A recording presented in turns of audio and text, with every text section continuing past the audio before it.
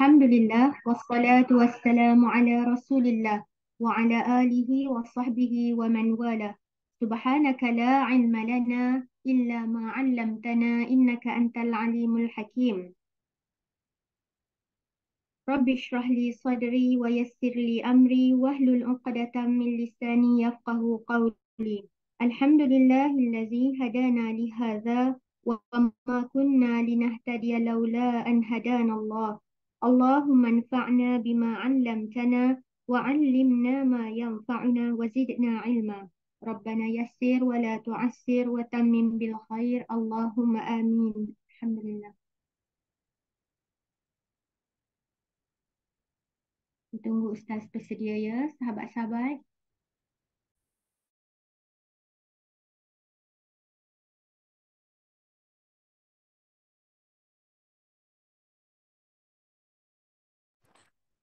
Saya share di Facebook saya kejap ya.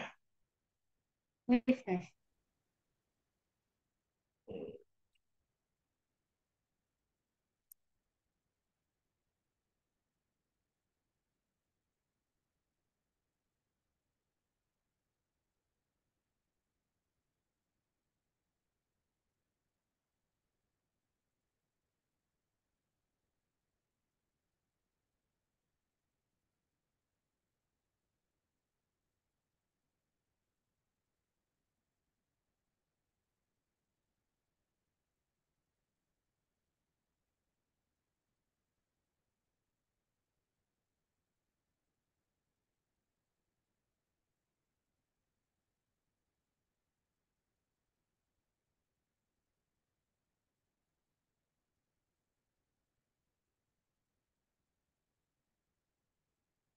Oke.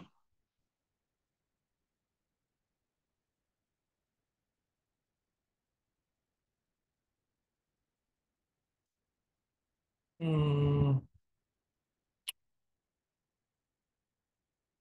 oke. Kisah ke-30. 29 hari ni. Muka surat 185, insyaAllah. Dan bahan internet, bahan kuliah online. Pusat hadis.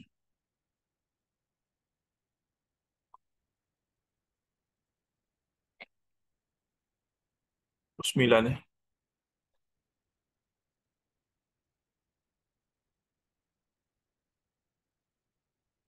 Waalaikumsalam Kak Nazah.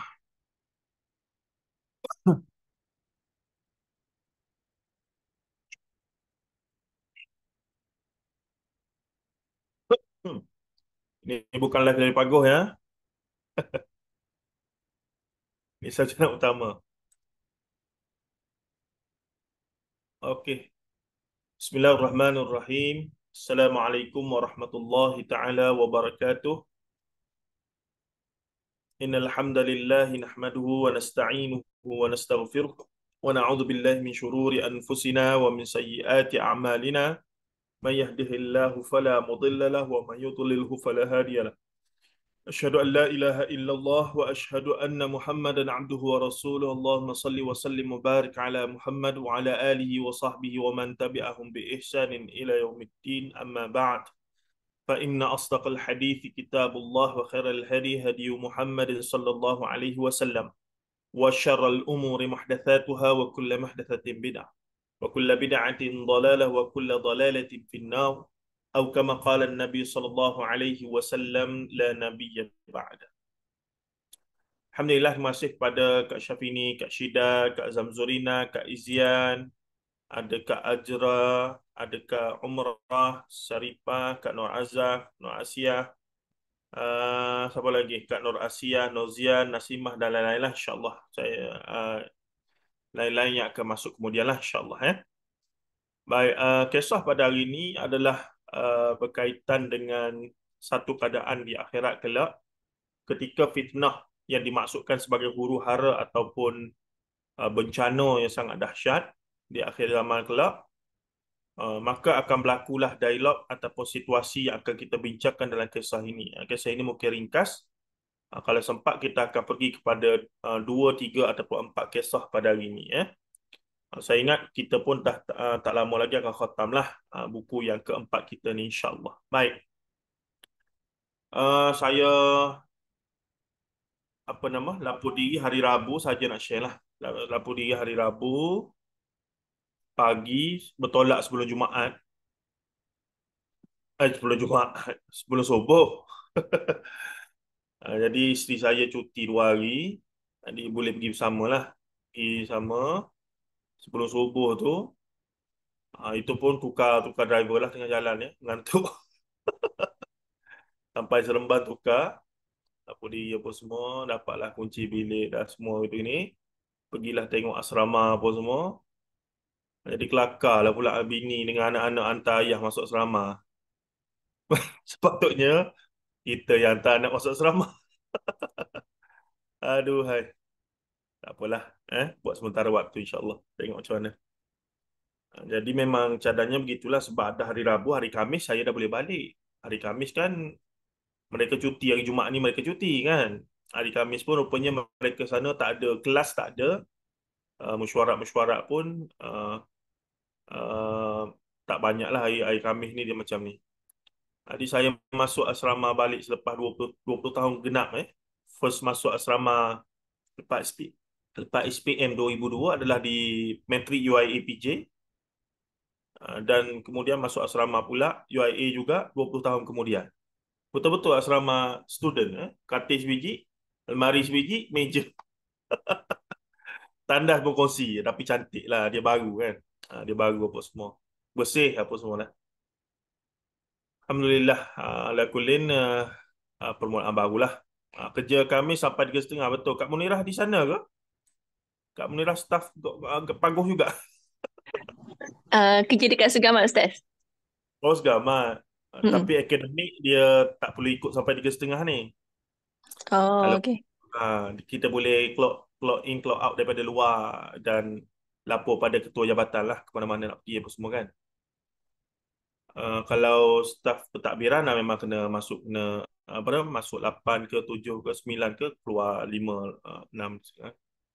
Okey, jadi semalam balik lah. Petang semalam tolak balik. Masjid jauh.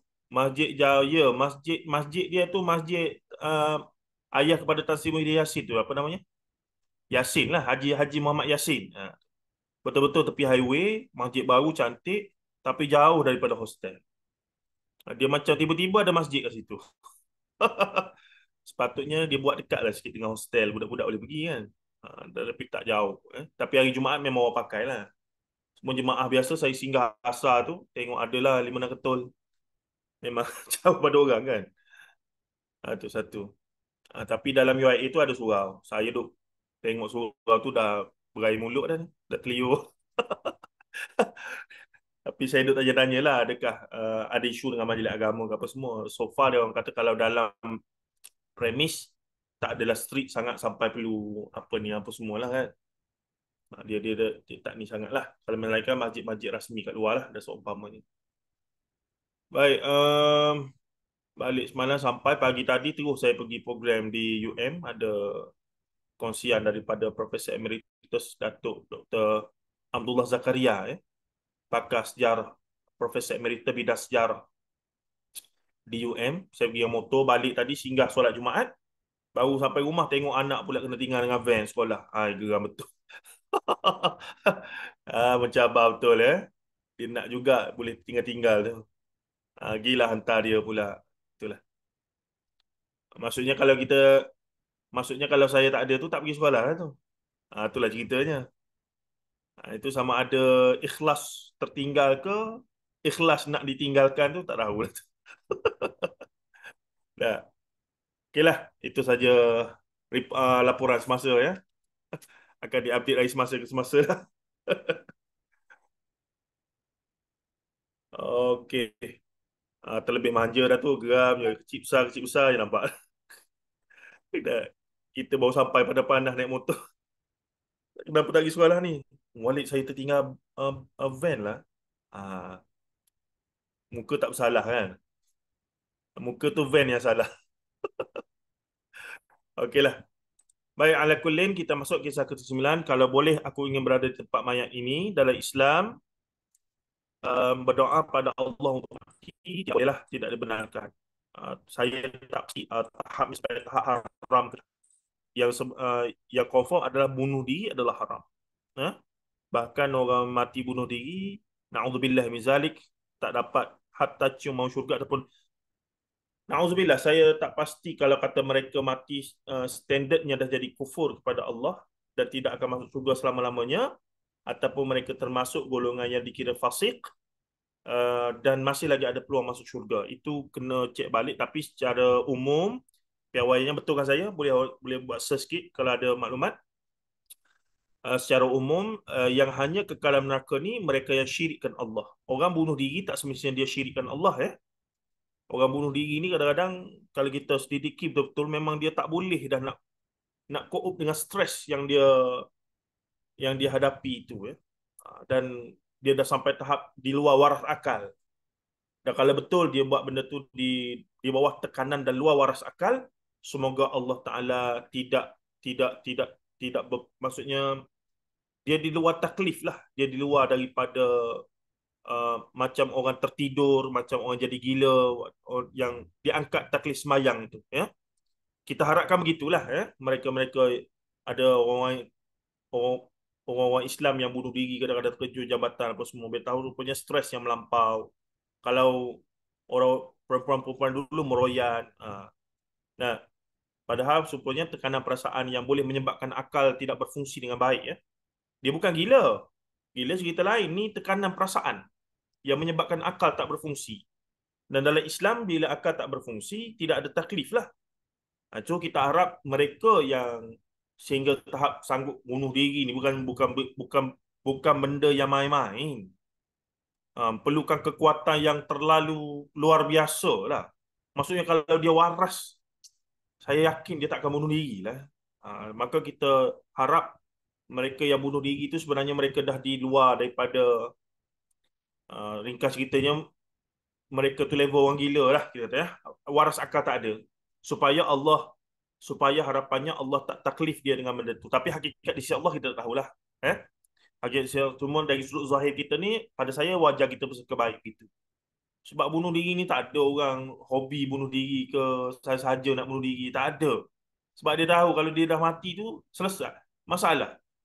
Nah, wallahu alam. Itu sangka baik kita sebagai sama manusia lah, sebagai sama muslim, sama manusia dan seumpamanya. Baik. Makanya tetapi di sana ada perbincangan, contohnya kalau kita baca doa kitabul janaiz, bab berkaitan jenazah dalam kitab Bulughul Maram min Adillatil Ahkam, hadis-hadis hukum fiqh dalam Bulughul Maram min Adillatil Ahkam ni adalah oleh Al-Imam Ibn Hajar Al-Asqalani rahimahullah taala. Dia ada bincang khusus hadis-hadis berkaitan dengan membenarkan untuk kita berdoa dengan mafhumnya, ya Allah, kalaulah mati itu baik untuk aku, maka engkau matikanlah. Kalau hidup itu baik untuk aku, maka engkau panjanglah umur aku. Lebih kurang begitu mafhum dia. Kalau berdoa begitu boleh, sama ada untuk kita ataupun untuk orang lain. Ayah kita, kawan kita yang sakit, yang sudah lama contoh ya, bedridden ataupun yang sudah kita kata uh, lama lah, 10 tahun dah bedridden. Kesian kita tengok. Bukan kata kita tak kita tak nak jaga dia apa semua, tapi kita tengok dia tu terseksa ya. Jadi dalam keadaan dia yang begitu itu, mungkin antara doa yang terbaik kita sebut pada Allah, ya Allah, kalaulah mati itu baik untuk si fulan, maka engkau ambillah nyawa dia. Kalaulah umurnya kalaulah hidup itu baik untuk dia, maka engkau panjangkan umur dia.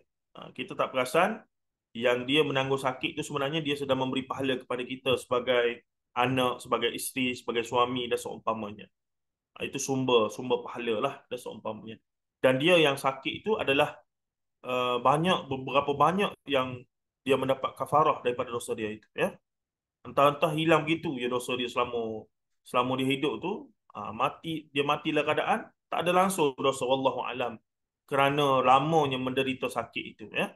Sebab kafarah dosa ni sehingga kan kita kena sembilu pun, kita masuk tangan sembilu ni pun ada kafarah dosa ni insya-Allah taala. Jadi benda itu dipertimbangkan semuanya.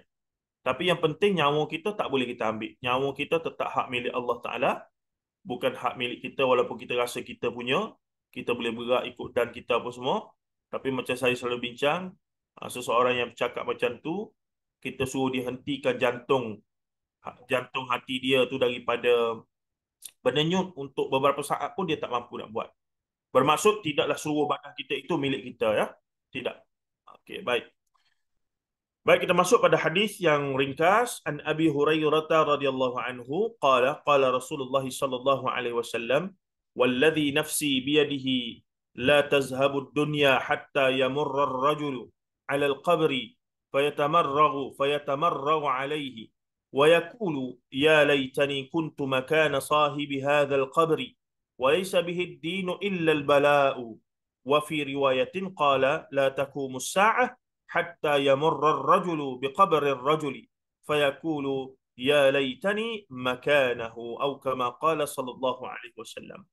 Sebelum kita masuk terjemahan, saya ingat satu lagi perbincangan berkaitan dengan kematian apa semua ni adalah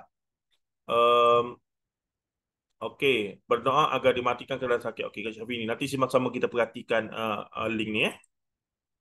Baik, daripada Abu Hurairah radhiyallahu anhu katanya Rasulullah SAW bersabda, demi yang jiwaku berada di tangannya, yakni Allah Ta'ala lah, kiamat tidak akan berlaku, la taqumus sa'ah, tidak akan berdiri kiamat. Takumu tu daripada akan qama berdiri, maksudnya terjadilah di situ, ya.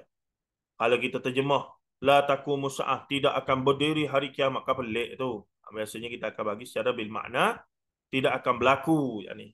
Sehinggalah seorang lelaki datang ke kubur seorang lelaki lain, lalu berguling-guling di atasnya dan berkata, tengok, kiamat tidak akan berlaku sehingga peristiwa yang macam mana? Akan ada peristiwa seorang lelaki datang ke kubur orang lain, dia pun berguling-guling di atas kubur kawan tu. Ni bukan setakat duduk ni, berguling-guling kawan tu. Dan dia berkata, kalau boleh aku ingin berada di tempat penghuni kubur ini. Maksudnya dia kata, kalau boleh akulah sepatutnya mati di dalam kubur ni. Begitu. Yang demikian bukanlah kerana dia berhutang, namun kerana bala yang menimpanya. Tak tahan dengan ujian bala pada akhir zaman. Sebab tu kita pelik.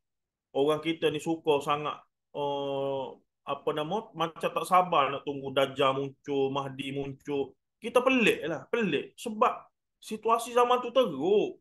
Dunia ni dah kacau bila. Palestin hari ni pun kita tak sanggup tengok dah. Akhir zaman, zaman Dajjal, zaman Mahdi keluar ni dahsyat lagi peperangan. Peperangan sebesar-besarnya antara dua pihak, kafir dengan Islam.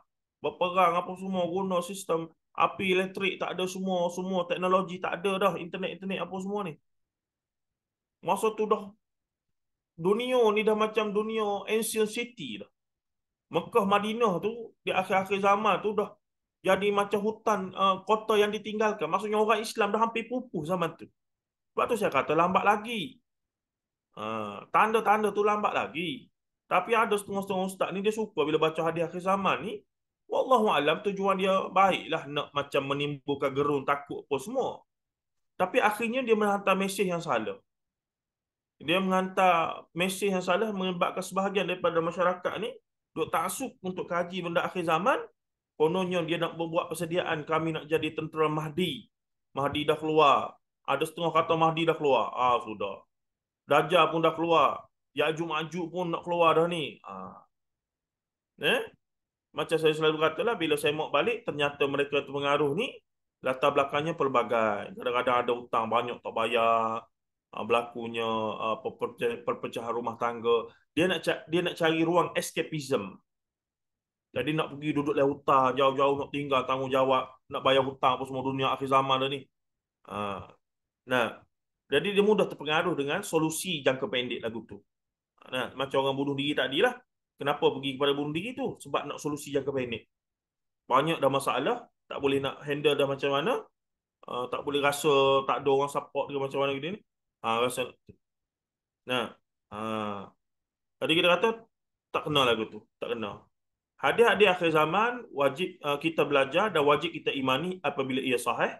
Tapi cara kefahaman mesti ambil jalan yang paling sederhana. Yang paling terbaik maksudnya. Yang tidak membawa kita kepada pemikiran yang melampau lah. Melampau lagu mana? Hari ni dengan hadis akhir zaman, esok nak berhenti hijrah. Mana? Nak masuk hutan. Nah, lepas tu anak bini apa? Tak payah sekolah. Tak payah pergi sekolah. Tak payah belajar masuk universiti. Tak payah. Mari tu kita duduk sama-sama kita lah hutan kita ni je. Ada. Itu ada berlaku tempoh hari dah seumpamanya. Alhamdulillah dibenteras lah setakat ni. Sebab tidak ada ulama-ulama dunia muktabar pada hari ni duk faham macam mereka faham. Mereka kata itu ijtihad mereka. Awak siapa? Ulama dunia majoriti tak fikir macam awak. Tiba-tiba awak fikir lagu tu, awak kata, yang ni sebab saya guna hadis sahih, maka cara saya faham ni betul. Tak boleh begitu. Sebab majoriti ulama tak faham macam awak. Hatta Rasulullah punya mesej jelas. Kalau esok berlaku kiamat, hari ni kamu kena kerja lagi, hari ni kamu kena buat ibadah lagi. Nah, begitu juga almarhum Tok Guni Aziz bila ditanya tentang berkaitan dengan berubat, berubat kalau kita sakit apa semua ni, dia sangat optimis. Doktor pakar sebut apa, dia akan kata do the best. You know your things, do the best. Your area of expertise, then do your best. Dan dia akan bagi 100% kepercayaan pada doktor pakar untuk rawat sakit dia pada masa dia sakit lah. Dan ada ulasan dia di mana saya dengar sendiri kau orang sampaikan ke, kenapa penting untuk berusaha juga ni walaupun kata dah tua, dah sakit, tunggu mati je lah masalahnya. Apa yang nak usaha sangat pergi pakai obat tu, pergi pakai obat ni. Maksudnya macam mana? Kalaulah kata dengan duk pakai ubat dan usaha-usaha itu, boleh lanjutkan lagi lah nyawa kita tu 1 hari 2 hari atau beberapa jam. Kita tak tahu lanjutan beberapa jam itulah menjadi momen paling besar dalam hidup, turning point yang menyebabkan seorang tu kalau dia ahli neraka tiba-tiba jadi ahli syurga. Wallahu alam, kita tak tahu. Kalau lanjut 2 hari lagi dengan amal soleh yang sempat dia buat dalam masa 2 hari, panggil anak bini belaka, bagi semua harta siap-siap apa semua, minta maaf belaka begitu-begini, dengan boleh extend 2 hari usaha duk cari doktor, cari penawar, berubat juga masuk hospital tu, boleh extend lagi 2 hari. Dia sepatutnya mati hari ni dah. Kalau ikut medik punya prediction, hari ni dah mati. Tapi sebab awal mari hantar hospital, cocok sana cocok sini, boleh extend lagi 2 hari. Sehari itu sempat lagi bercakap-cakap dengan orang apa semua. Maka masa tu dia sempat minta maaf, dia sempat buat begitu ni. Entah dengan yang sempat-sempat itulah menyebabkan turning point daripada dia sebenarnya tak cukup amal soleh, jadi lebih amal soleh dia. Jadi itu pentingnya berubah usaha tu untuk cubalah sedaya mungkin untuk lanjutkan. Bukan kata tak apalah, duduk-duduk rumah tunggu mati je lah. Ada. Nah, ada orang mungkin fikiran begitu. Tua dah ni 80. Duduk rumah je lah, nak mati biar mati je lah. Tu kita kata tak wajar begitulah bagi orang yang faham kepentingan setiap saat dalam hidup sebelum nyawa sampai ke kerongkong. Sebab benda tu within second, within minute, within hour boleh menentukan kita mati dalam keadaan su'ul khatimah ke husnul khatimah. Kan ada hadis dalam hadis 40 tu, ada orang beramal dengan amal syurga. Apabila dia senjengkal ataupun sahasta lagi nak masuk dalam syurga, tiba-tiba dia beramal dengan amal ahli neraka, maka dia ahli neraka. Tengok balik dalam hadis 40 kita, hadis nombor 4 ataupun 5 begitu ya. Kemudian Rasulullah kata, seseorang itu beramal dengan amal ahli neraka sepanjang hidup dia, sahasta lagi dia nak masuk dalam neraka, tiba-tiba dia beramal dengan amal ahli syurga, maka syurga dia. Nampak tak? Jadi pentinglah untuk kita tidak bersikap biar-biar matilah, nampak sakit tak payah. Malaikat doktor dah kata ni memang tak boleh buat apa dah, memang brain death apa semua, hidup memang guna mesin ni sahaja. Tutup mesin ni, kalau ada orang mari melawat tiba-tiba tersepak dia punya plug tu, tak ada apa. Ada. Dan dia hidup dengan mesin tu saja, dia punya pam jantung tu, kan? Tiba-tiba mari ramai-ramai tersepak kawan tu tutup. Apa saya tak tahulah pernah berlaku ke tidak, tapi saya duk khoyal lah seorang-seorang. Kalau kan budak-budak sekarang kan nak cas telefon kan, dia mari-mari dia nak cas telefon, dia buka. Ada. Tak masa-masa mati. Tak sempat buat keputusan. Doktor tak sempat tanya, boleh ke kita nak stop mesin ni? Biasa doktor akan tanyalah, consent semua ahli keluarga waris. Barulah sign dan tutup mesin dan let him go lah. Ataupun her go, mati dalam insyaAllah husnul khatimah, insyaAllah begitu. Ada. Tapi yang kita risau tadi lah, mari-mari nak cas telefon, buka. Mati mesej tu. Aduh, hai. Basah-basah. Baik, itu katanya. Kiamat tidak akan berlaku sehinggalah seorang lelaki datang ke kubur. Ini dalam riwayat lain. Wa fi riwayatin وفي رواية قال لا تقوم الساعة حتى يمر الرجل بقبر الرجل فيقول لا يا ليتني مكانه. Kiamat tidak akan berlaku sehinggalah seorang lelaki datang ke kubur seorang lelaki lain dan berkata, kalau boleh aku ingin berada di tempatnya. Ya laitani, alangkah, ya laitani ni, alangkah baik jika aku makanahu di tempatmu. Yang ni duduk di kubur mati tu. Kalau aku mati, tak payahlah berhadapan dengan fitnah-fitnah yang dahsyat itu. Baik. Hadis ini diriwayatkan oleh Imam Muslim dan Sahih Muslim, Kitabul Fitan wa Asyratus Sa'ah, kitab tentang fitnah ataupun huru-hara dan Asyratus Sa'ah, tanda-tanda kiamat lah. Bab la taqumus sa'ah hatta yamurra ar-rajulu biqabri ar-rajuli fayatamanna an yakuna la taqumus sa'ah hatta makanal mayyiti min al-bala'i. Nombor 157 dan sambungannya dalam bab la taqumus sa'ah hatta yamurra ar-rajulu biqabri ar-rajuli fayatamanna an yakuna makanal mayyiti minal bala'i. Nombor 2908. Katanya yang kedua diriwayatkan oleh Al-Bukhari dan Sahih Al-Bukhari dalam versi yang lebih ringkas dalam Kitabul Fitan, bab la taqumus sa'ah hatta yaghbitu ahlal kubur. Nombor 7115 dan dikeluarkan dalam Muwatta Imam Malik, Kitab Al-Janais, bab Jami' Al-Janais. Nombor 581. Intibati dan pengajaran kisah.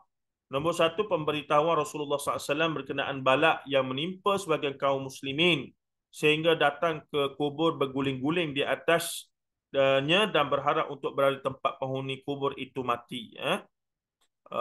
Maksudnya pada kaum muslim yang masih hidup pun akan merasai bala yang dahsyatlah ketika mana di akhir-akhir kiamat esok.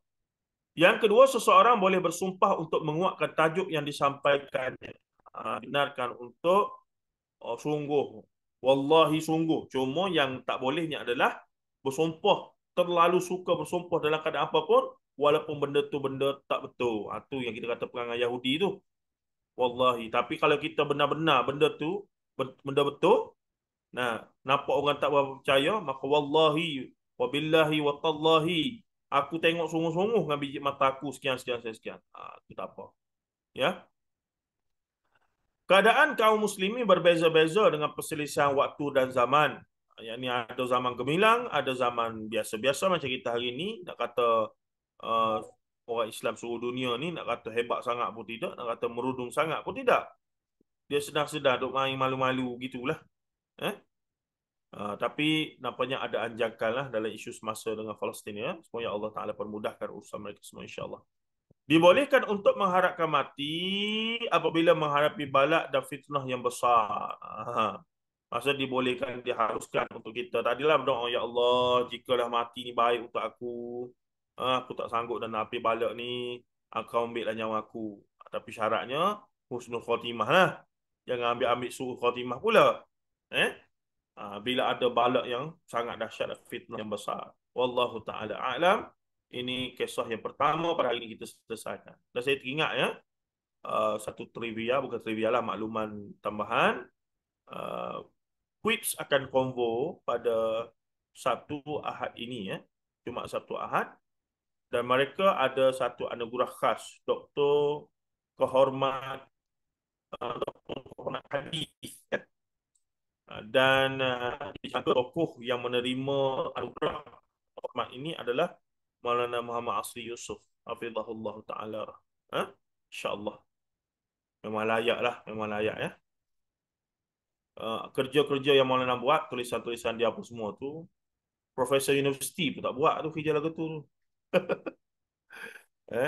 Kadang-kadang yang namanya Profesor Universiti tu kita tanya buku, Prof tulis buku apa, ya? Kami nak rujuk. Adalah cari-cari, rupa-rupanya tak ada buku. Jadi macam mana jadi profesor, buku pun tak ada apa semua ni, tak patutlah. Patutnya profesor ni dalam bidang dia tu dia profound dan dia adalah orang yang dirujuk dalam bidang dia. Ya. Dan penanda aras dia itu pakar rujuk adalah bahan nak dirujuk tu, iaitu buku dia lah. Sepatutnya buku dalam bidang dia tu dia ada jujukan buku dalam bidang dia tu. Dan siapa-siapa buat tesis ke apa semua kajian mesti akan find nama dia, akan perujuk nama dia apabila membincangkan area of expertise dia itu, kajian-kajian berkaitan dengan bidang dia itu. Tapi bila kita tanya jadi profesor, jadi pentadbir tinggi-tinggi, Prof Datuk lah, Tan Sri apa semua, tak ada buku. Kita tanya macam mana, pelik ni. Rupa-rupanya profesor politik. eh Naik dengan cara politik ramai, satu masa dulu ramai. Cuma ada buku zaman muda dulu tulis 20 tahun dah. Mana boleh begitu. Kalau akademik ni paling tidak setahun sebuah. Setahun sebuah, setahun dua buah ke, begitu. Barulah nampak progres dia punya kajian tu ada pembaharuan sama. Ini ada tulis buku. Bila? 30 tahun dulu masa mula-mula jadi pensyarah tu pun tesis master PhD dia, bukan tulis buku baru. Kita kata tak boleh lah begitu. Nah, tapi ramai rupanya profesor kita di Malaysia ni lagu tu. Baik. Jadi kalau kita tengok karya-karya Maulana Asri ni daripada zaman muda, walaupun dia tidak berstruktur akademik, struktur akademik di Malaysia ni dia pentingkan struktur. Kena ada ni 1, 2, 3, 4, 5. Tapi dalamnya itu sebenarnya akademik lah Maulana Asri tulis tu. Cuma dia tidaklah berstruktur macam apa yang orang akademik hari ni tulis. Itu bezanya. Dan akhirnya ada orang buat master dan PhD kaji tentang sumbangan Maulana Asri hafizahullah. Itu lebih hebat lah. Ada seorang syekh di Azhar ni nama Syekh Muhammad Abu Zahrah rahimahullah taala, anak besar Syekhul Azhar. Walaupun ramai anak murid dia dapat profesor, doktor, buat PhD apa semua, dia tak buat. Dan ketika orang tanya kenapa Syekh kamu tak buat, orang lain buat belakang master PhD berapa gitu ni, dia kata buat apa ni nak buat lagi. Orang kaji pasal aku di peringkat master dan PhD tu ramai mana.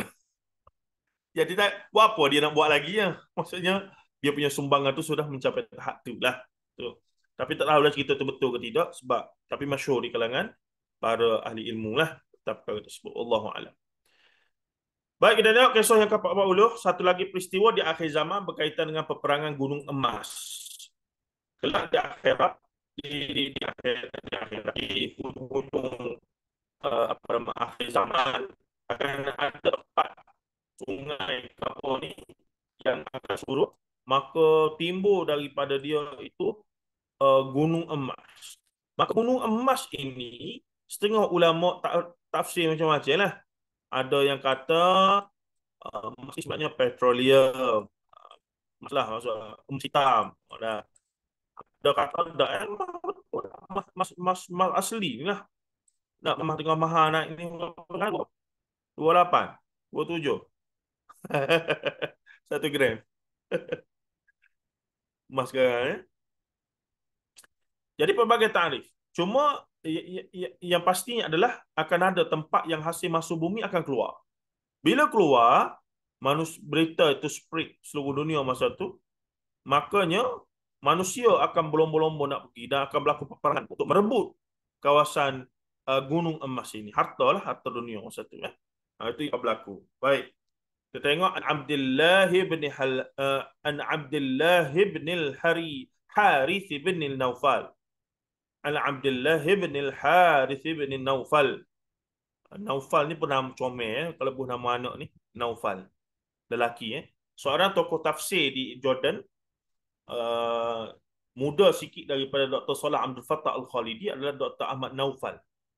Dr. Ahmad Naufal. Kalau siapa-siapa biasa follow Ustaz Syari, saya ingat biasa dia akan sebut Dr. Ahmad Naufal. Masih hidup lagi, mufassir yang antara yang bersyarah bidang tafsir yang masih lagi aktif lah di Jordan. An Abdullah bin al-Harith bin Naufal qala kuntu waqifan ma'a Ubay bin Ka'b. Ubay bin Ka'ab. Bukan Abi. Ni bahaya ni kalau dia tak letak baris alif bahaya, kadang-kadang orang baca Abi. Sedangkan dia adalah Ubay bin Ka'ab. Faqala la yazalu an-nasu mukhtalifatan a'naquhum fi talab ad-dunya. Qultu ajal. Qala inni sami'tu Rasulullah sallallahu alaihi wasallam yaqul yushikul furatu an yahsira an jabalin min dhahab min dhahabin fa iza sami'a bihi an-nasu saru ilaihi fayaqulu man 'indahu la in tarakna an-nasa ya'khudhuna minhu la yudhhabanna bihi kullih qala fayaqtatiluna 'alayhi fayuqtalu min kulli mi'ati tis'atun wa tis'una qala Abu Kamil fi hadithihi qala waqaftu ana wa Ubay ibn Ka'b fi zilli ujumi Hassana. Daripada Abdullah bin Al-Harith bin Naufal katanya. Mana Kak Liza kita ya? Kak Liza dia ada problem dengan apa dia punya Unify. So Oh, okay. uh, so insyaAllah dia tengah repair di Unify tu lah nanti. So Ingat dia tak ambil boleh anak sekolah ke apa, dia ambil anak duduk tak. asrama juga. Tak ada nak live lah Ustaz. Dia pun tak coverage tak kuat dah kan. So dia tak ada live. So mungkin dia follow kat FB je. Tak boleh masuk Zoom Oh, lah. okey Zoom okey. kan dah pakai data tinggi. Okey okey, tak apalah. Baik, makanya Abdullah bin Al-Haris bin Naufal kata, aku berdiri bersama-sama Ubay bin Ka'ab. Berdiri ni di mana? Berdiri ni di akhir hadis dia pun sebut, aku berdiri ni. Aku dan Ubay Ka'ab berdiri di bawah Beding Al-Hasan. Romo Hasan ada berkali ada apa pagar tu. Masa tu panas, maka mereka duduk sini lah. Orang lady ya. Benteng ni barangkali ada atap ke mengadap pun berlawanan dengan matahari ke tak menyebabkan teduh. Jadi duduk sinilah mereka duduk buat. Siapa dia tu? Abdullah Al-Haris bin Naufal dengan Ubay bin Ka'ab radhiyallahu anhuma. Dan antara mereka bincang apa dia? Mereka kata tiba-tiba Ubay bin Ka'ab pun berkata, manusia sentiasa berselisih leher-leher mereka. Apa maksud selisih? Bergaduh lah. Bergaduh. Berbalah, bercakap. Bukan kata pergi belaga leher begitu. Tidak. Orang tak buat belaga leher lagu tu.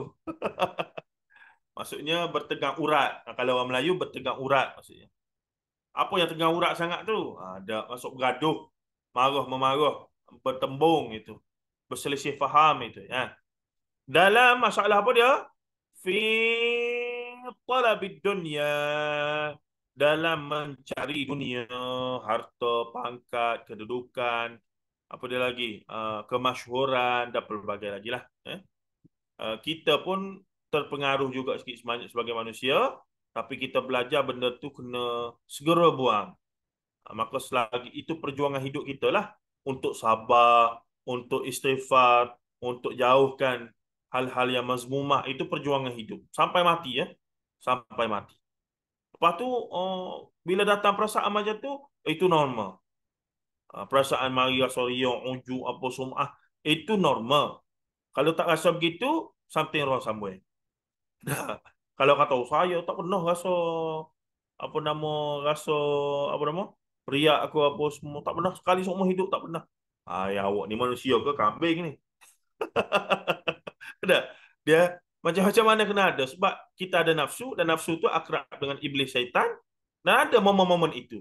Jadi nak tukar, nak atasi momen itu lagu mana? Ulama-ulama tasawuf dia panggil tasawuf, dia panggil tasawuf akhlaqi, tasawuf yang jaga hati. Dah, tasawuf yang jaga akhlak.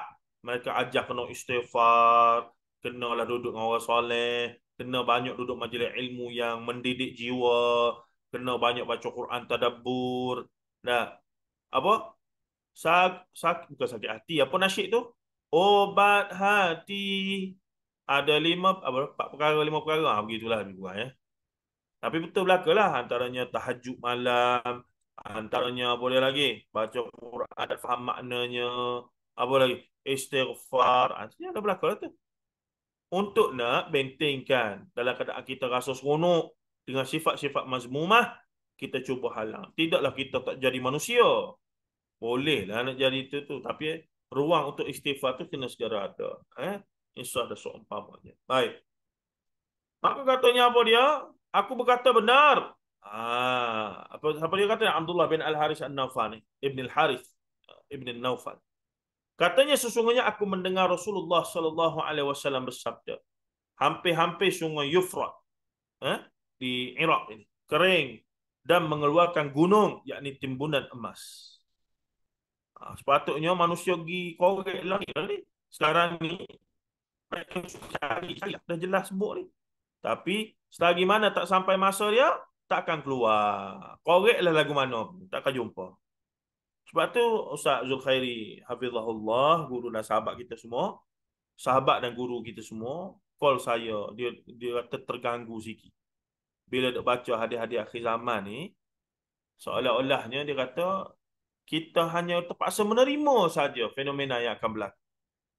Seolah-olahnya kita tak akan dapat buat apa-apa, dia mesti benda tak akan berlaku. Jadi macam mana lagu tu? Kenapa kita tidak ada ruang untuk menghalang dia? Jadi saya pun bagilah point of view saya. Saya kata kita kena faham apa-apa benda yang disebut dalam hadis, kita kena yakin berlakulah. Kita kena buat syubhah bahawa benda tak berlaku. Dengan melihat perkara yang sudah berlaku setelah Rasulullah wafat, bahawa segala apa yang Rasulullah sebut bila kata sahih, pasti akan berlaku. Masalahnya benda yang berlaku tu bukan semuanya benda yang berdosa. Segala maksiat yang disebut dan fenomena-fenomena alam yang disebut bukan semua bentuk maksiat dan benda yang melibatkan kita. Tapi ia satu fenomena yang pasti akan berlaku. Yang mana kalau kita ada situ pun, kalau kita buat setengahnya bukan jadi haram. Contoh saya kata, antara tanda akhir zaman kecil yang disebutkan adalah khutbah menjadi pendek, khutbah menjadi panjang, solat menjadi pendek. Solat Jumaat hari ni kita tengok memang begitu. Kita kata sudah. Maka saya pernahlah buat lagu mana, saya jadi khatib, saya pun ringkaskan khutbah, saya panjangkan solat.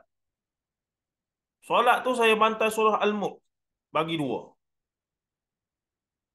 Habis tu nampak masam Jumaat. Apatah lagi yang duduk luar, panas-panas kat luar tu. Saya kata, saya tak nak jadi tanda kiamat. Masalahnya hukum. Bila dari sudut hukum, apabila kita memanjangkan khutbah dan memendekkan solat, hukumnya jadi haram ke tidak? Solat sah. Tapi itulah fenomena-fenomena yang akan berlaku sesuai dengan zaman. Orang kerja, waktu pek, apa semua. Dia akan berlaku gitu.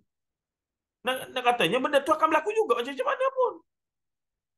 Tinggal lagi kita, kalau benda tu benda yang jelas dosa besar, tak boleh lagi tu kena halang lah. Macam maksiat, bila Rasulullah kata ramai manusia bertelanjang apa semua. Kita janganlah jadi manusia bertelanjang itu. Kerana itu dosa besar dari sudut syarak. Tapi bila benda tu adalah benda yang bersifat umum dan macam tak dibaca khutbah apa semua, kalau betul pun kita buat, ia tidak jadi dosa besar, aku tak sah solat kita tu. Tapi ia fenomena yang akan berlaku. Jadi dalam masalah Dajjal apa semua, Mahdi apa semua ni, jangan kita risau, dia akan tetap berlaku. Yang jadi masalahnya kita duduk tebak-tebak ni. Bila berlaku, orang ni ikut Dajjal, orang ni ikut Mahdi, orang ni ikut, dunia ni ada 24 jam lagi kot. Nah, Armageddon bila 2002. Sebab nombor comel 2002, nombor kapik orang panggil.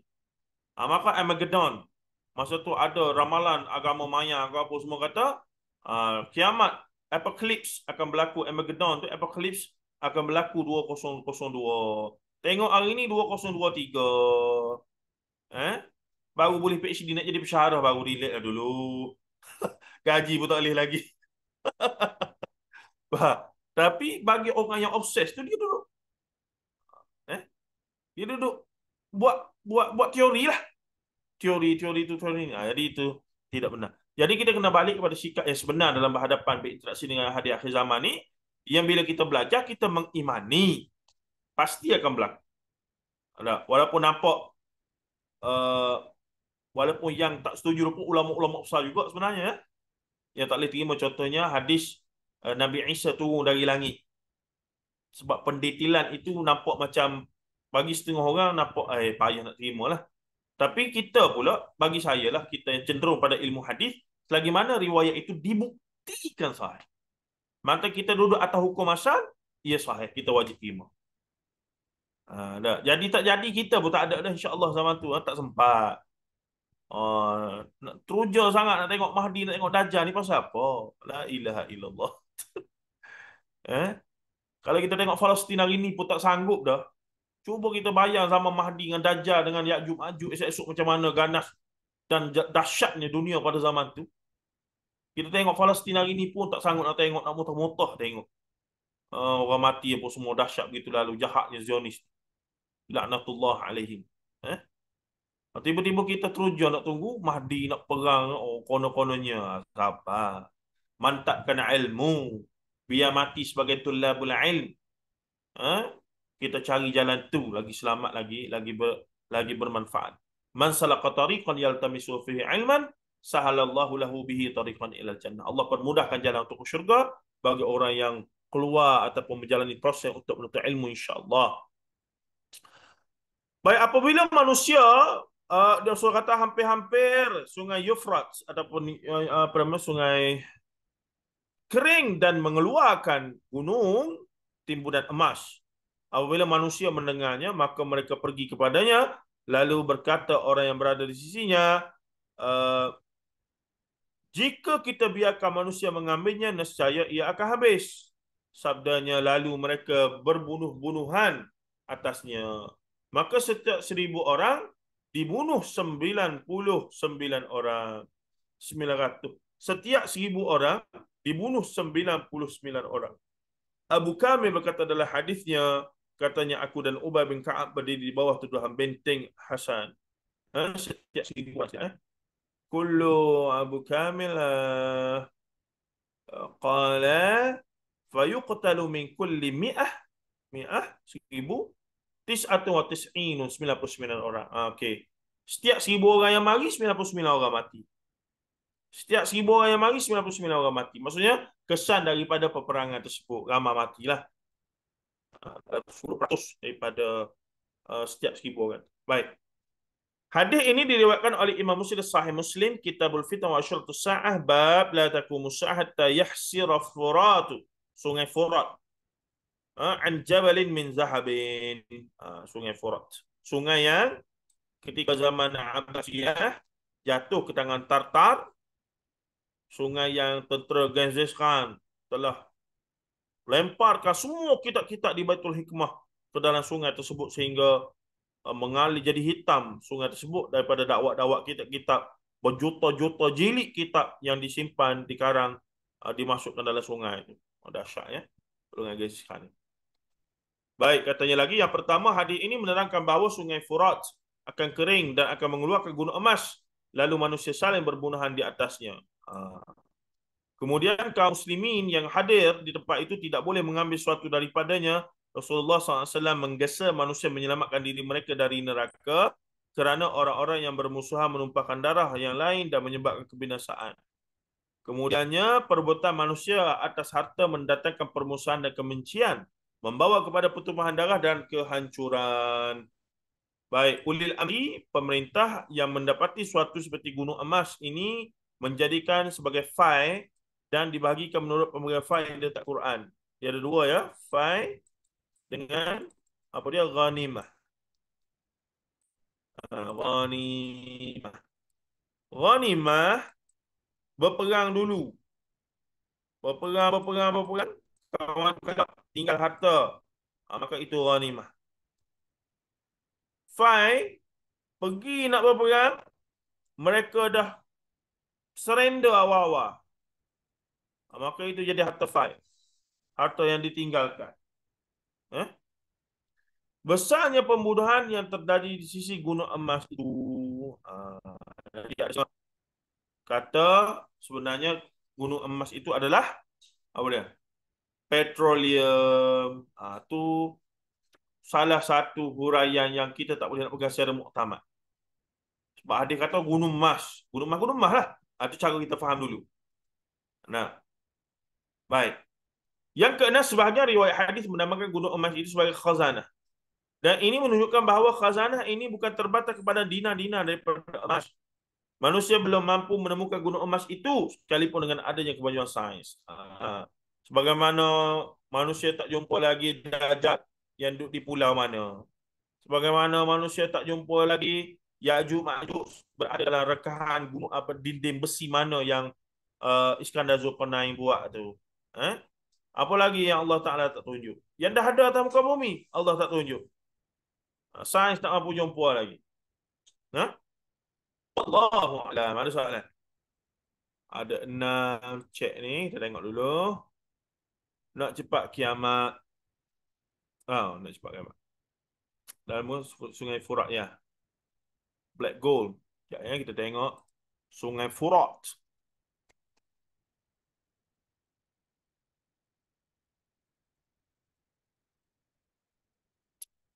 Hmm, image.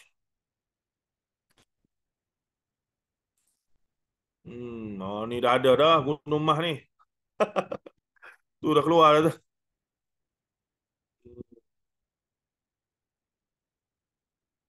Ada ke gambar besar sikit eh? Ejaan bahasa Inggeris Sungai Euphrates. Euphrates. Sungai Furat. Okey, kita tengok ni dulu.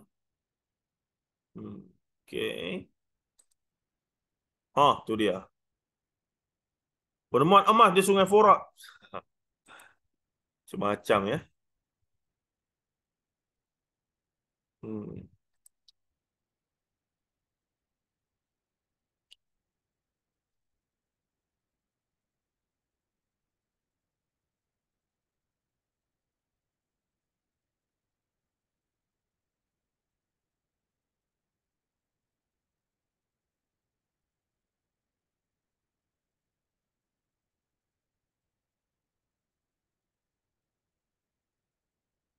Nanti boleh buat kajian sendiri ya tentang Sungai Furat ni. Video ada ke video?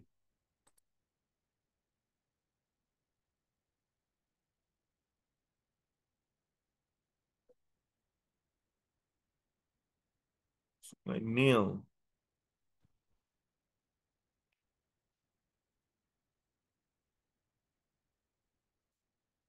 Tu kat Quran ni.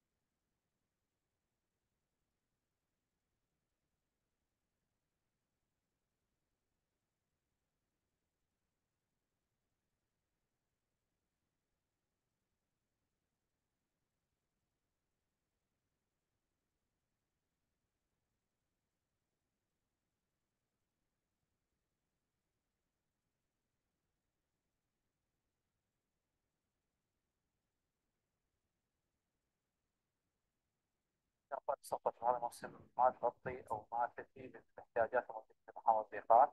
المناسيب تقريبا يعني جدا قلت مناطق الاهوار مناطق جنوب الديقار سواء معتمده على حوض الغرام او على حوض الفرات هي حاليا يعني نقول وصلنا مرحله الكارثه.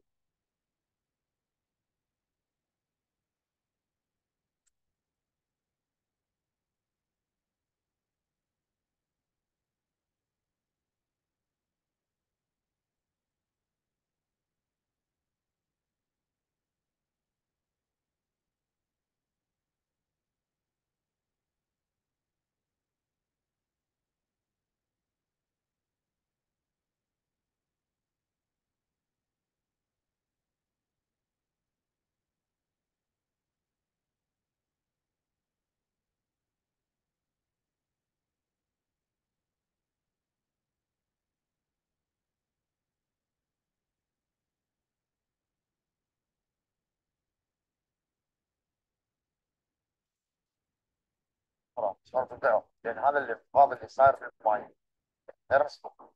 وصل إلى درجة يعني أول مرة نشوفه، يعني ردة جزر داخل جزر يعني داخل الفرات، والناس قاعدة تقول هذا جفاف أول مرة يصير. فصارت يعني فترة يعني معقول من المعقول أن يمسك خرافي. وأسباب الانخفاض أسباب هواية، منها تجاوزات، منها السدود على دول المنبع، سدود على نهر الفرات.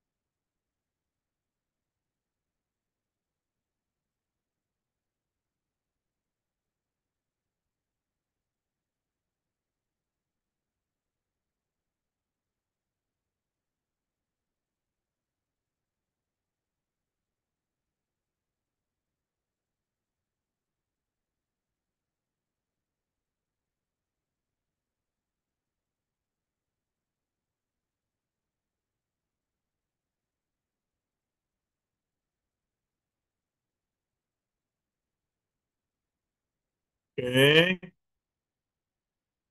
Bermaksud fenomena.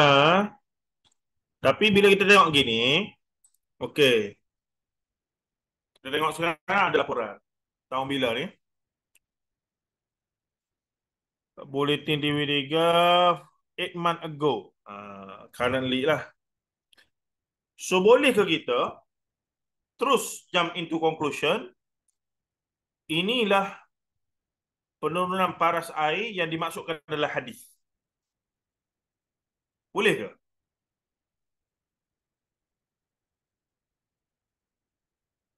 Rasa-rasa boleh tak? Ustaz, sebab hadis-hadis yang lain tu tak timbul lagi, tak macam apa, macam yang hadis yang kita baca tadi. Kalau boleh aku ingin berada di tempat mayat ini kan. Kalau kita paling kita kena tengok-tengok hadis-hadis yang lain jugalah sebelum kita nak jump to conclusion. Kak Ajra kata goyah agak ni. Kak Syafidi kata belum ada emas lagi ya. Saya tengok ini fenomena, kalau kita nak faham, kalau kita nak tengok dalam perspektif, maksudnya hadis yang betul-betul sungai itu akan surut sehingga nampak gunung emas tu, yang akan berlaku di akhir zaman, tak mustahil akan berlaku. Maksudnya dia tanda-tanda. Sebab sekarang kita tahu dia 8 bulan sedang surut. Sebab dia Turki buat empangan tadi, dia kata. So ada kesal lah tu. Dia duduk gaduh macam mana tu, mesti ada isu lah tu. So lepas ni kalau hujan ke apa semua, saya yakin lah air tu akan naik balik. Tapi nak katanya daripada sini kita dah boleh tahu bahawa kelak nanti sungai yang tak pernah difikirkan orang boleh kering itu sebenarnya boleh kering. Allah dah tunjuk dah sikit-sikit tu. Tapi adakah sekarang bermaksud yang hadis sebut? Belum lagi, insya-Allah belum lagi. Sebabnya macam Kak Syida sebut betul, tanda-tanda lain yang berturutan sehinggalah peristiwa itu berlaku pun belum ada lagi. So kalau kita dengar mana-mana ustaz mari, tengok sungai ni gajah nak keluar sikit lagi macam minggu depan dah nak keluar. Menyebabkan panik apa semua tu, pada saya tak wajar lah. Tapi sepatutnya kita faham kata ini membuktikan bahawa ia akan berlaku. Tak mustahil akan berlaku, dah jelas dah. Memang kering dah sekarang. Tapi adakah ia masa itu yang hadis Nabi disebut sekarang? Kita kalau nak selamat lagi dia sebut wallahu a'lam, tapi saya cenderung untuk nak kata belum lagi. Sebab apa? Tanda-tanda lain yang mengiringi itu belum ada lagi. Gitu ya. Nah, tapi kalau kita terus, inilah yang Nabi sebut macam mana ni? 8 bulan yang lalu. Sekarang mungkin lebih teruk. Saya ingat sekarang ni kalau wallahu a'lam, saya yakin kalau tengok kan ada zaman-zaman tempat yang bila kemarau tu tempat kita pun biasa. Bila air surut dan bila ada apa nama? Bila waktu-waktu yang kemarau apa semua air kering dan akhirnya dia akan ini balik. Saya yakin Sungai Furat tadi tu ke depan bila krisis yang dia hadapi sekarang sudah dapat diatasi, insya-Allah dia akan naik balik lah. Dan dia akan kering balik macam yang hadis bagi tahu bila sampai betul-betul waktu dia, insya-Allah. Insya-Allah. Baik, kalau tak memang kena pasang kaki lah di Iraq ya. Hari-hari tanya macam mana sungai ni naik ke dulu? Dia kata, tak naik lagi tu. 2-3 tahun lah ni tak naik ni. Nanti kita risau lah ya. Baik. Kesimpulannya tak boleh bermudah dengan jump into conclusion dan menimbulkan panik dan seumpamanya. Itu maksudnya. Bukan kita tak percaya benda tu akan berlaku. Bahkan sepatutnya fenomena ini menyebabkan kita lebih percaya. Tengok. Bila dah jadi ni bermaksud masa depan nak jadi, memang tak mustahil lah. Boleh jadi sangat lah. Kalau masa ni pun dah jadi. Ada. Ya kan Noazah, ada hadis Rasulullah menjawab soalan sahabat bila tanya tanda kiamat, adakah sebenarnya? Ya. Sebenarnya sahabat ni badui lah. Badui kan suka tanya soalan-soalan yang macam orang Melayu suka tanya lah. Tu masalahnya. Jadi dia boleh tanya Rasulullah bila kiamat, Rasulullah bila kiamat. Cara dia tanya tu mendesak ya. Cara mendesak. Apa nama? Cara dia tu macam mendesak lah. Apa nama? Ya Rasulullah bila kiamat, Rasulullah bila kiamat, bagi tahulah. Kalau bahasa kita begitulah ya. Nanti Rasulullah tanya dia, apa yang kamu dah sediakan untuk kiamat ni? Apa yang kamu dah bersedia jika kiamat berlaku? Bermaksud di situlah tanggungjawab kita. Bersedia, bersiap siaga. Andai kata berlaku kiamat, kita dah cukup bekalan apa semua. Khususnya kiamat kecil lah. Apa dia kiamat kecil? Kematian kita. Itu. Tasik Galilei, Ya'juj Ma'juj minum air dia. Kak Lina boleh share tak sumber ini? Saya jujurnya tak ingat ke, memang tak tahu ke begitulah. Tasik Galilei, Ya'juj Ma'juj minum air dia. Mungkin Kak Lina ada maklumat?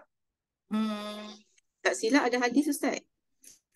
Saya tak Pada ingat ya. masa Minta maaf. tu dia akan turun daripada Bukit Golan tu Okey. dan turun menderu-deru ramai-ramai turun sampai kering air Tasik Galilei tu. Rasanya tak tahu lah taraf hadis tu, tapi apa ni memang pernah baca dan sebenarnya pernah sampai lah juga Ustaz ke Tasik tu dulu masa 2019. Tasik Galilei tu di mana Kak Lina? Saya tak tahu Dia tu. ke arah utara dalam 2 jam perjalanan lah dari Al-Aqsa. Al-Aqsa, Kita akan Palestin, lalu okey. Nazareth. Nazareth ni tempat katanya dari Nazareth. sumber biblical tempat Nabi Isa dibesarkan lah. Okey, apa tadi? Tasik Galilei. Galilei. Ejaan dia Bukit Galileo tu. Galilei. Tasik Galilei gitu.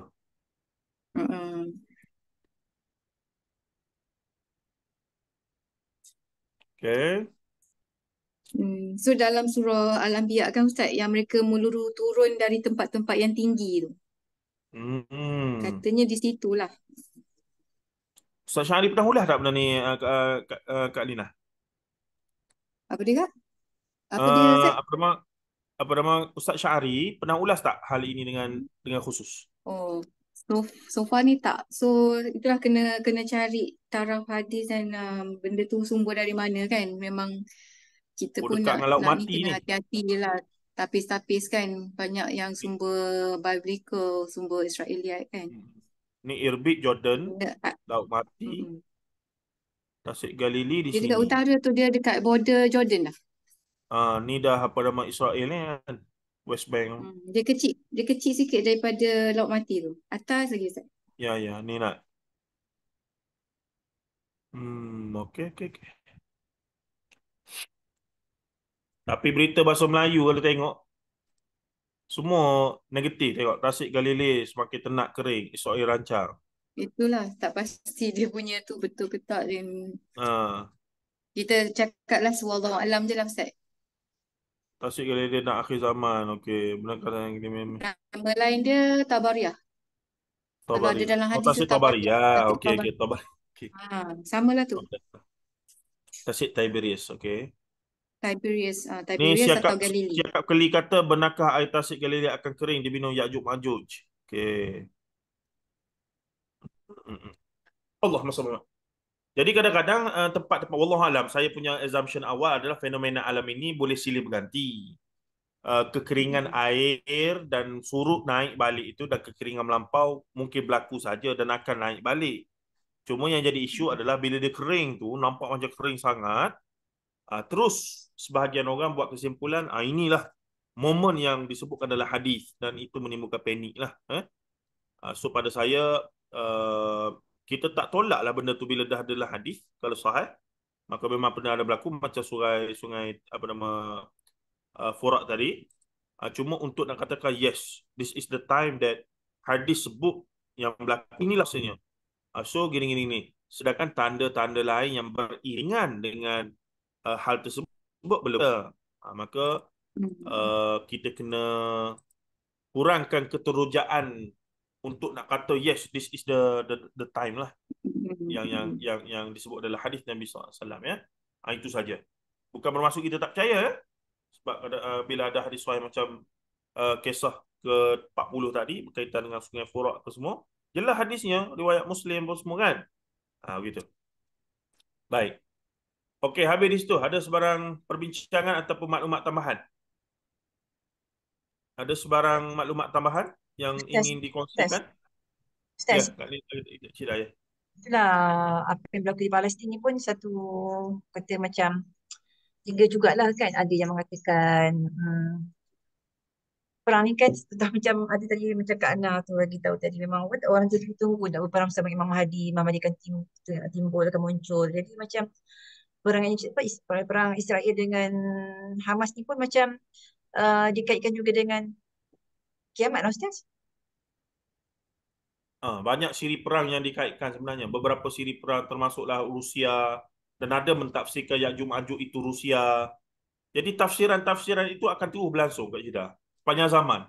Dan benda tu bukan baru. Zaman Iraq diserang oleh Tartar dulu, mereka dah kata Tartar tu Ya'juj Ma'juj dah. Tengok-tengok bukan juga. Ya.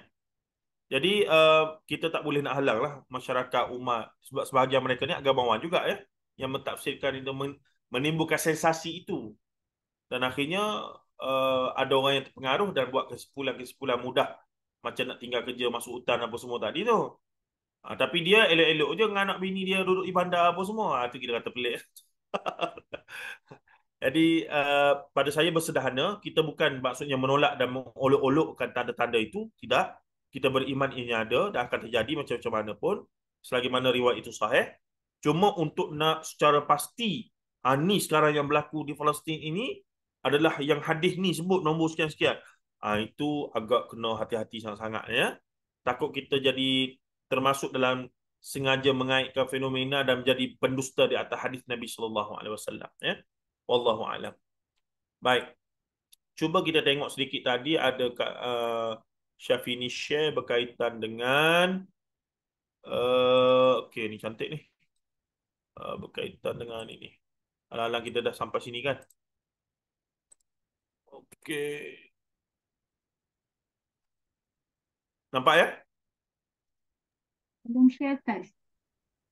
Ustaz belum share screen. Oh, saya tak share screen. Saya tutup tadi. Leh.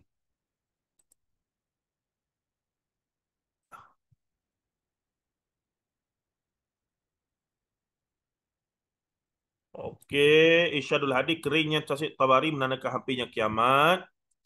Okey, soalannya ringkas, apakah benar di akhir zaman tasik Tabari akan kering? Tabariyah apa nama Galilei tadi lah, Galilei ni. Akibat diminum Ya'juj dan Ma'juj. Okey, dia berkata alhamdulillah, segala puji bagi Allah. Sekian mukadimah. Sebelum kami menceritakan tentang perihal keringnya tasik Tabari di akhir zaman dari sudut kesahihannya, dengan berpandu kepada nas-nas sama ada pada Quran dan hadis Nabi SAW, alangkah baiknya jika kita mendahului tentang kedudukan terlebih dahulu berdasarkan maklumat yang dapat di Wikipedia.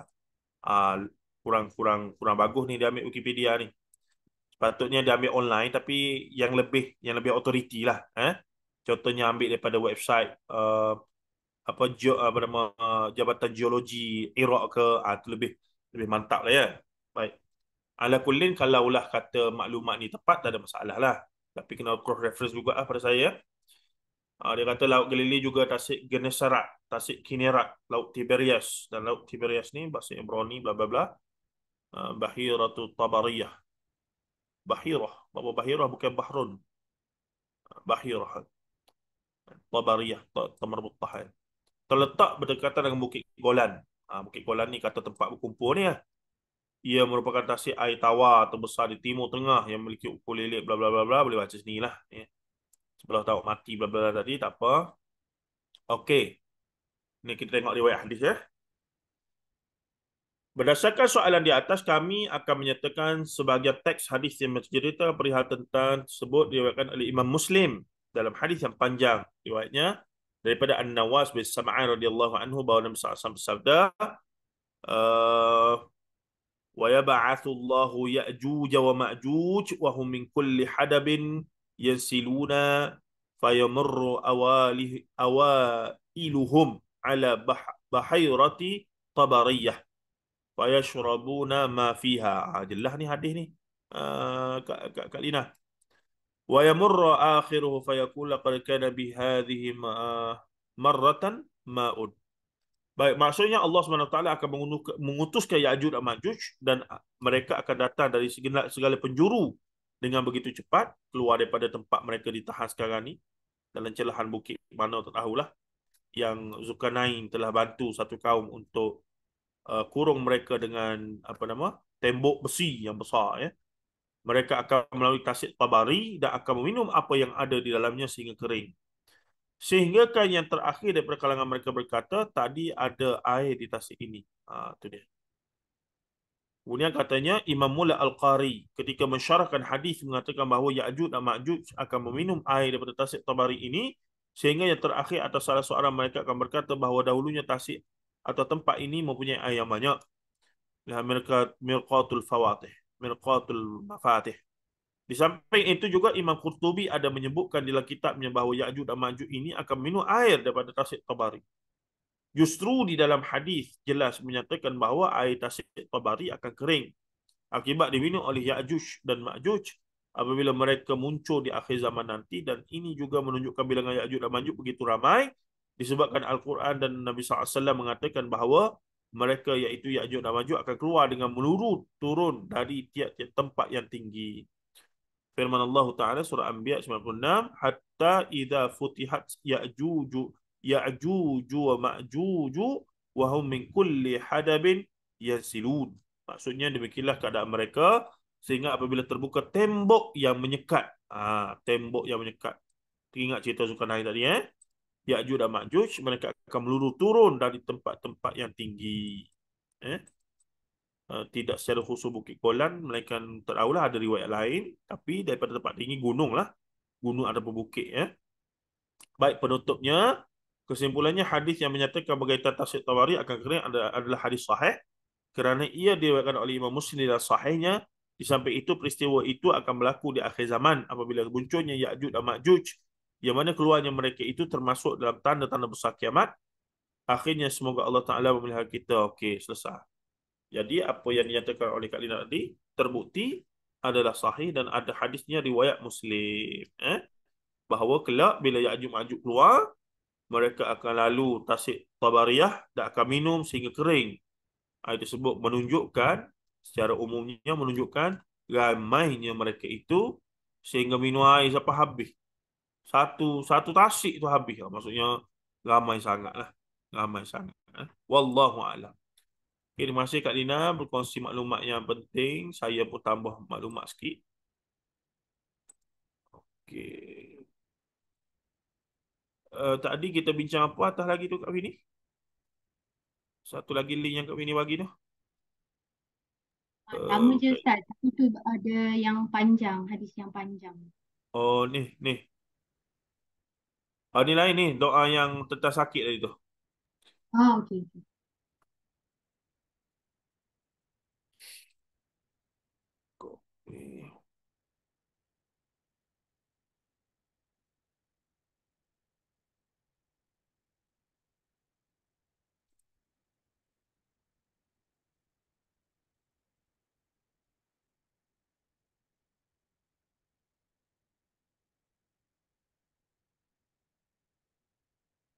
Berdoa agar dimatikan kerana sakit. Okey, perbincangannya hukum. Tak banyak sangat. Tengok sekejap. Okey. Dalam sebuah hadis ini ada Suhaib Ar-Rumi radhiyallahu anhu, Rasulullah SAW bersabda, ajaban li amril mu'min, inna amrahu kullahu khairun wa laysa dhalika li ahadin illa lil mu'minin illa lil mu'min in asabathu sarra'u syakara fakana khairan lahu wa in asabathu darra'u sabara fakana khairan lahu. Amat menunjukkan urusan orang beriman kerana setiap urusan adalah baik dan itu tidak akan berlaku kepada seorang pun kecuali kepada orang beriman. Jika mereka mendapat suatu yang menyenangkan, dia bersyukur, maka itu adalah baik baginya. Dan jika dia ditimpa kesusahan, dia akan bersabar, maka itu adalah kebaikan bagi dirinya. Riwayat Muslim. Imam At-Tibi seperti dinukilkan oleh Imam Munawi rahimahullah ta'ala berkata,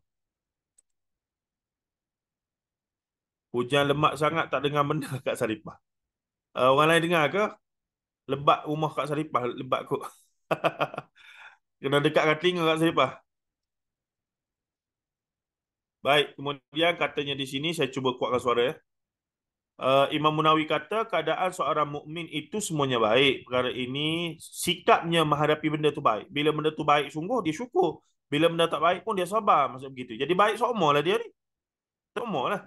Walaupun ujian lagu mana pun lah, kita nak capai tahap tu lah sebenarnya.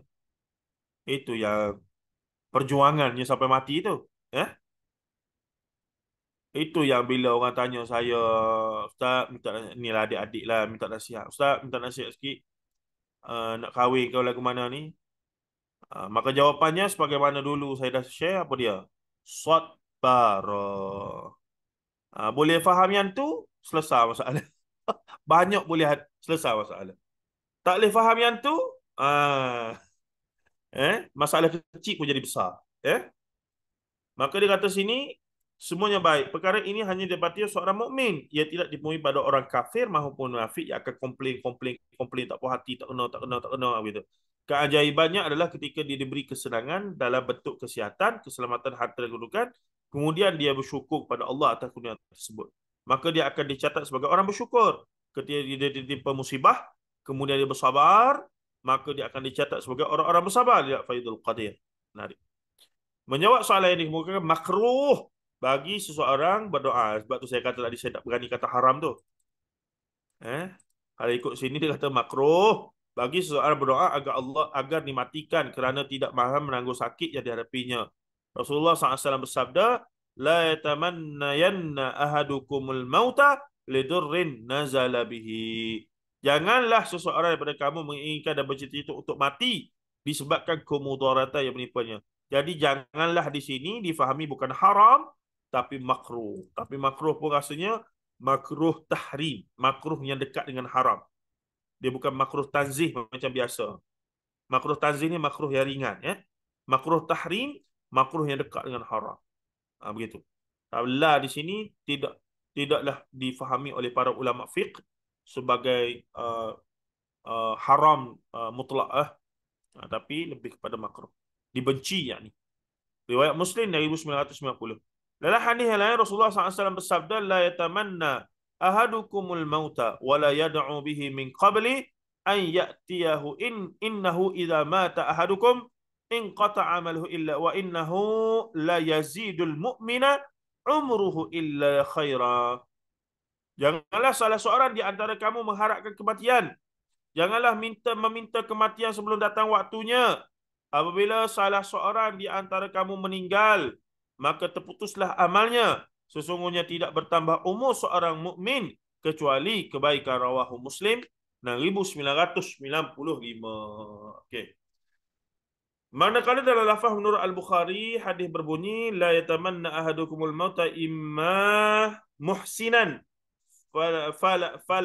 fala'allahu yazdadu wa imma musian fala'allahu yasta'tib. Janganlah salah seorang daripada kamu mengharapkan kematian kerana jika dia seorang yang berbuat baik, maka barangkali kebaikannya akan bertambah. Jika dia adalah seorang yang suka berbuat kejahatan, barangkali dia akan berubah. Rawahu Bukhari. Tengok cara hadis ajar kita untuk sentiasa positif dalam masalah, berubah menjadi baik ataupun mendapat rahmat Allah. Al-Hafiz Ibn Hajar ketika mensyarahkan hadis di atas menukilkan pendapat Imam Nawawi yang berkata, pada hadis ini terlihat jelas bahawa dimakruhkan mengharap kematian lantaran mudarat yang menimpanya atau penderitaan kerana perbuatan musuhnya dan yang sejenisnya dari sukarnya kehidupan dunia. Dalam Fathul Bari, syarah pada Sahih Bukhari. Tetapi di sana ada beberapa pengecualian untuk berdoa supaya diambil nyawa, iaitu jika seorang bimbang kerugian atau fitnah pada kelangsungan agamanya, maka tidak makruh mengharapkan kematian. Inilah yang difahami dari hadis di atas. Begitu juga beberapa salaf telah melakukannya. Ya Allah, aku mohon kematian sebab aku takut, tak sanggup hadapi fitnah yang pemerintah sekarang ada suruh orang suruh jadi murtad lah apa semua ni. Baik matikan aku sekarang lah, aku tak ada. Ini sebagai doa Sayyidina Umar Al-Khattab. Allahumma kabirat sinni wa da'ufat quwwati wa intasharat ra'iyati faqbidni ilaika ghaira mudayyi'i wala mufarridi. Maksudnya apa? Ya Allah, umurku telah tua, kekuatanku telah lemah, rakyatku semakin ramai, maka cabutlah nyawaku tanpa kesengsaraan. Rawahu Imam Malik dalam Muwatta. Umar pun tak sanggup. Umar merintah berapa lama? 2 tahun 6 bulan. Ya. Uthman 10 tahun. Abu Bakar ada salah. Abu Bakar 2 tahun 6 bulan, adapun 2 tahun 4 bulan lebih kurang begitu. Umar lama. Umar 12 tahun ke 10 tahun. Umar 10 tahun. Uthman 12 tahun. 6 tahun pertama okey, 6 tahun kedua fitnah. Sayyidina Ali sekejap sajalah. Baik. Jadi dia mari lagi, begitu juga seperti mana Sayyidina Maryam, tak kala dia tahu akan diuji dengan kelahiran anak tanpa bapa. Hal ini dilakukan oleh Allah Ta'ala firman-Nya, fa'aja'ahal makhadu ila jiz'il nakhlati qalat ya laytani mittu qabla hadha wa kuntu nasyan mansiya. Maryam telah minta, la ilaha illallah, kamu ni. Maryam telah minta untuk matilah sebelum dia malu. Maksudnya dia mati sakit beranak tu lebih baik daripada malu untuk berhadapan dengan. Alangkah baiknya kalau aku mati sebelum ini dan menjadilah aku sesuatu yang dilupakan orang terkena. Surah Maryam. Okey, baik. Okey, nanti boleh tengok sendiri. Dah habislah. Ibnu Katsir berkata di dalamnya mengandungi dalil tentang dibolehkan mengharapkan kematian di saat terjadinya fitnah. Hal ini kerana Maryam mengetahui bahawa dia akan diuji dengan anak yang dilahirkan itu berupa hilangnya dukungan manusia dan sikap mereka yang tidak akan membenarkan cerita yang disampaikannya. Setelah dahulunya dia adalah seorang ahli ibadah, kini menurut pandangan mereka dia adalah seorang pelacur dan pezina. Bani Israel standard lah. Ataupun kita katakan Bani Israel Zionis lagi teruk dari ini. Maka dia pun mengucapkan ya laitani mittu qabla hadza. Wahai alangkah aku ini bagusnya mati sebelum ini semua berlaku. Sebelum kejadian ini, wa kuntu nasyan mansiya, dan jadilah aku ini sesuatu yang dilupakan oleh orang dan tidak dikenang-kenang, iaitu aku tidak diciptakan dan tidak menjadi suatu apapun. Itulah pendapat Ibn Abbas radhiyallahu anhuma. Lihat tafsir Al-Quran. Baik, kesimpulannya adalah makruh bagi seseorang mengharapkan kematian kerana tidak tahan menanggung kesakitan yang dihadapinya. Namun perkara ini dikecualikan dalam keadaan seorang bimbang terjadi fitnah dalam agamanya. Hal ini sebagaimana yang telah dinyatakan, hendaklah seorang bersabar serta meminta memohon pertolongan dan kekuatan daripada Allah SWT. Namun sekiranya terpaksa ucapkanlah sebagaimana yang diajarkan Nabi SAW, Allahumma ahyini ma kanatil hayatu khairan li wa tawaffani idza kanatil wafatu khairan li. Ini hadis saya masukkan ni, riwayat Muslim. Maksudnya apa dia? Ya Allah, teruskanlah kehidupanku sekiranya hidup ini lebih baik bagiku, dan cabutlah nyawaku sekiranya kematian lebih baik buatku. Wallahu a'lam. Jelas di situ hukum hakamnya. Alhamdulillah. Tak salah ya Ustaz jika doa tak nak hidup bila Dajjal keluar. Fitnah Dajjal keluar, kalau kita kenal itu Dajjal dah confirm pasti, maka berdasarkan kenyataan kita baca ni, asalnya hukum asalnya makruh lah. Tapi kalau kita risau, kita jadi follower Dajjal. Kita duk klik-klik like itu, like Dajjal punya, bukan Imam Mahdi punya. Sudah kita lagu mana? Maka doa yang baiknya yang ini ya, yang bawah ni. Tetaplah yang baiknya yang ini. Ya Allah, jika hidup itu baik untuk aku, maka teruskanlah hidup ini. Nah, tapi kalaulah kematian baik untuk aku, dalam in term of faces the fitnah from Dajjal, so please take my life. Nah, kalau tak, kalau ia baik, maksudnya kalau aku mampulah dengan bantuanmu untuk hadapi fitnah Dajjal dan dapat pahala besar pula situ, maka aku hiduplah, ya Allah. Tapi kalau kata memang aku tak mampu, kau pun tahu aku tak mampu, aku mohon supaya engkau ambillah nyawa aku. Berbanding dengan directly kita minta, ya Allah matikanlah aku, tak sanggup dah dengan fitnah Dajjal ni. Tu kita takut hukum asalnya masih lagi makruh. So khuruj minal khilaf, kita doa yang ini lebih afdal yakni. Allahumma ahyini ma kanatil hayatud dunya kanatil hayatu khairan li wa tawaffani idza kanatil wafatu khairan li, insyaallah. Wallahu a'lam. Any question, opinion or anything? Kena banyak speaking lah UAE ni. Walaupun mengajar bahasa Melayu. Tak ada speaking. Okey, ada apa-apa setakat ni?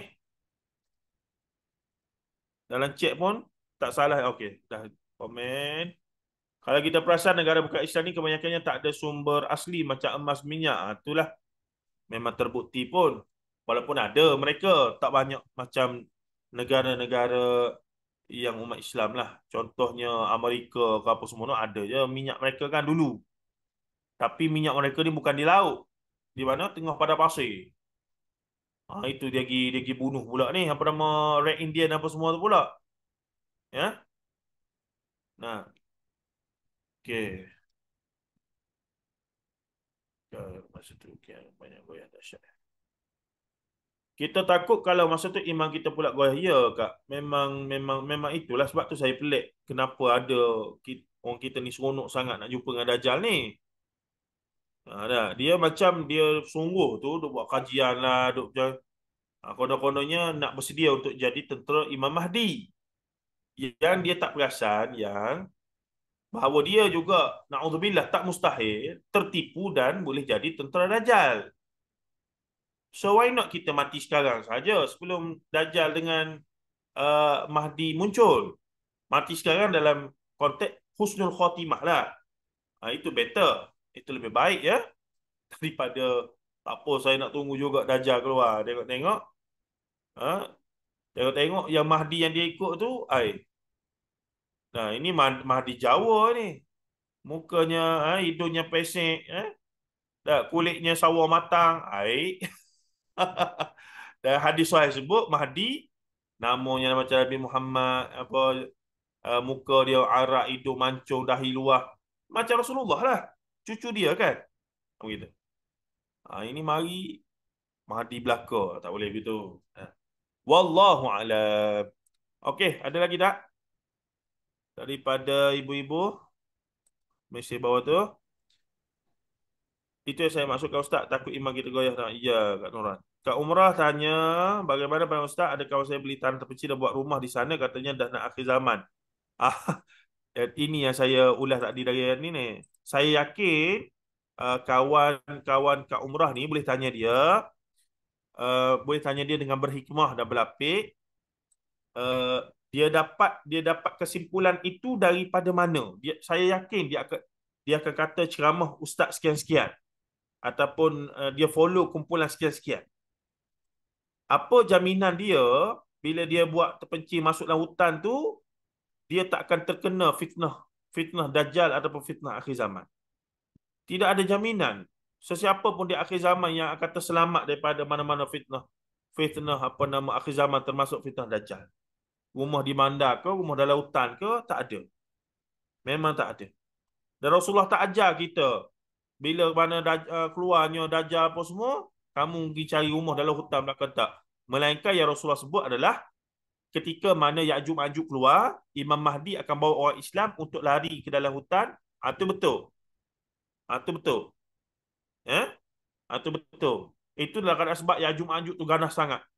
Sehingga kan Imam Mahdi pun tak mampu dah nak halang mereka.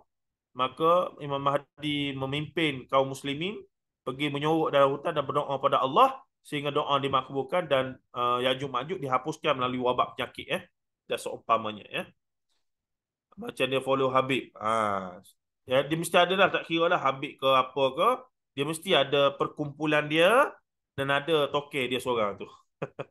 dia punya inilah dia duk agamawan yang akan dia rujuk, yang duk syarah hadis tapi membawa ke arah itu Dan tanya pula dia, orang tu sekarang duk mana? Duk di bandar ke duk dalam hutan seorang-seorang? Saya yakin yang mengajar tu pun tak duk pun dalam hutan Dia mesti duduk tempat-tempat yang hebat-hebat jugalah Dia menghasilkan dia hidup di daripada manusia. 5G internet tu itu ke Kak Ajrah? Maksudnya apa tu 5G? 5G boleh kontrol kepala manusia bagus tu. Katakan wallahu alam lah kita pun setakat ni benda tu teori-teori nakal lah untuk terbukti tu. Sekarang ni kita memang kena kontrol pun dengan telefon kita ni. Mana-mana tak ada telefon ni pening kepala dah. Anak-anak apa semua.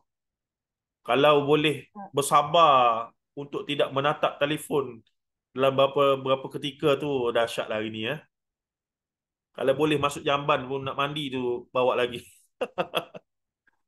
Dia kata sedang tengok apa bahan-bahan dakwah. Betul lah tu. Yang bahan dakwahnya 20-30%, yang 70% lagi Shopee, TikTok.